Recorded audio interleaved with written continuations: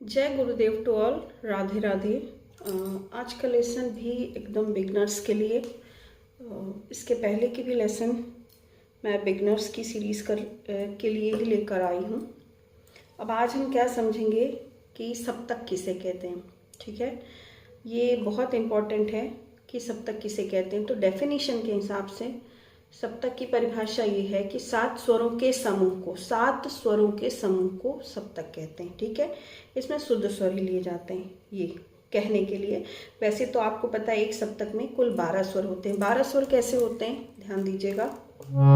जैसे ये सप्तक हमने लिया, ठीक है, इसमें 7 स्वर हैं। सा, रे, गा, मा, पा, धा, नी और ये तार का सा। ठीक है, तो शुरुआत यहाँ से होती है कि हारमोनियम में 3 सप्तक होते हैं। ये 7 स्वर एक सप्तक, ये 7 स्वर और ये 7 स्वर। ठीक है, और यदि आपके पास कीबोर्ड है उसमें 5 सप्तक होते हैं।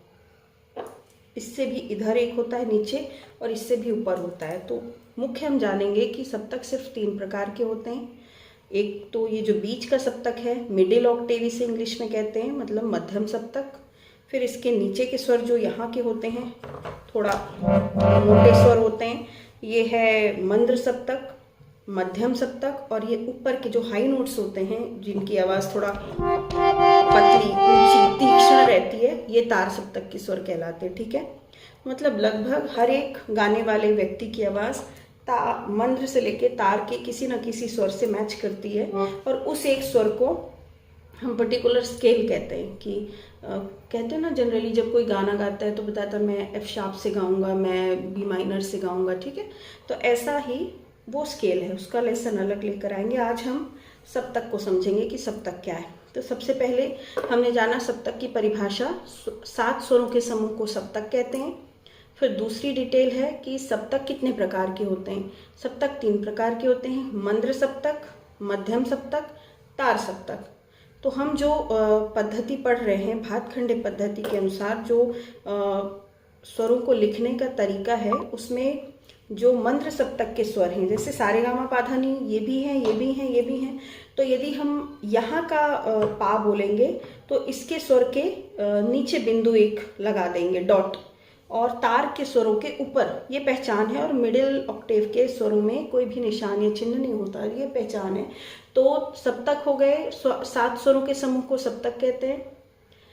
फिर सप्तक कितने प्रकार का होता है सप्तक 3 प्रकार के होते हैं, मंद्र सप्तक, मध्यम सप्तक, तार सप्तक। ठीक है, अब तार सप्तक के स्वरों को कैसे पहचानेंगे। तार सप्तक के स्वरों के नीचे बिंदु होती है, मध्यम सप्तक के स्वरों के नीचे या ऊपर कोई भी निशान या चिन्ह बिंदु नहीं होता है, और तार सप्तक के स्वरों के ऊपर बिंदु होता है। ठीक है, ये हमने समझ लिया।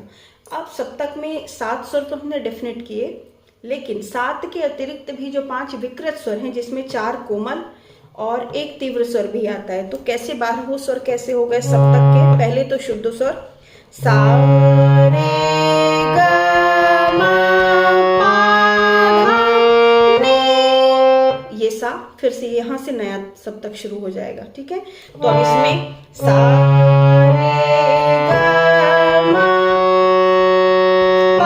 पा, धा, नी, सा, ये फिर तार का है। और एक बार ये कौन सा है, ये तीव्र माँ है। ठीक है, ये एक स्थान आगे आ गया तो ये माँ है, बाकी जो कोमल स्वर पीछे चले जाते हैं। तो इस तरह एक सप्तक में कुल 12 स्वर होते हैं। एक क्वेश्चन ये बनता है कि सप्तक में कुल कितने स्वर होते हैं। तो सप्तक में मुख्य 7 स्वरों के समूह को सप्तक कहते हैं। एक सप्तक में कुल 12 स्वर होते हैं। ठीक है, तो ये हो गई स्वरों की पोजीशन कि सप्तक में कौन कहाँ पर रहता है। तो यहाँ पर के स्वरों का प्रयोग जैसे किसी की भारी आवाज़ है उसमें यूज़ होता है। कई तरह के ख्याल गायकी में इसका उपयोग किया जाता है। और कुछ गज़ल होती हैं जो बहुत एकदम लोअर नोट से स्टार्ट होती है, वो भी यहाँ पर आती हैं। और सबसे ज़्यादा रियाज के समय इन स्वरों का प्रयोग किया जाता है ना।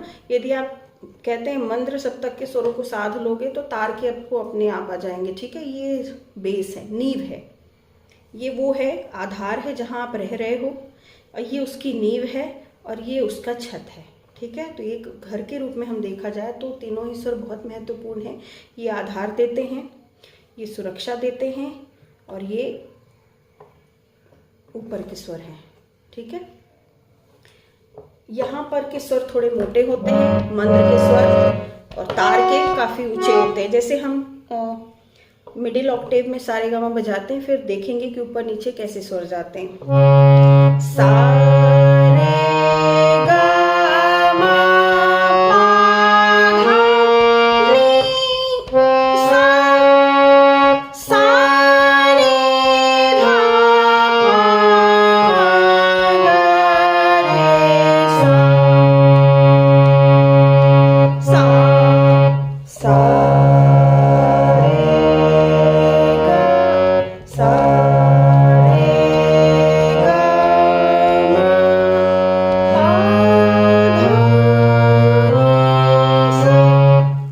नीचे सा, सा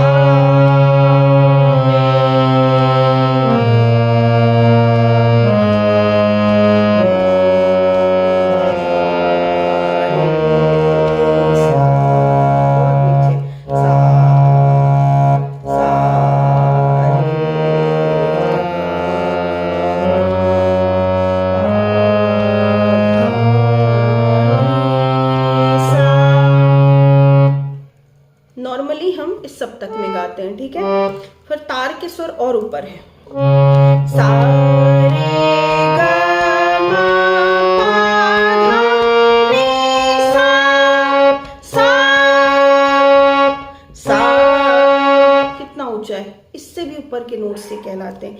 तो जो भी स्वर हैं हमारे, जैसे हम सीढ़ी चढ़ते हैं ना कि 1 2 3, इसी क्रम में चलते हैं।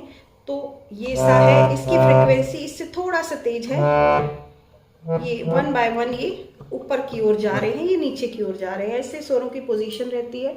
और इसी तरह हम गानों को भी निकालने का प्रयास करते हैं। जैसे हमने कोई गाया बहुत प्यार करते, लगा ना कि हमने फ्रिक्वेंसी बढ़ाई।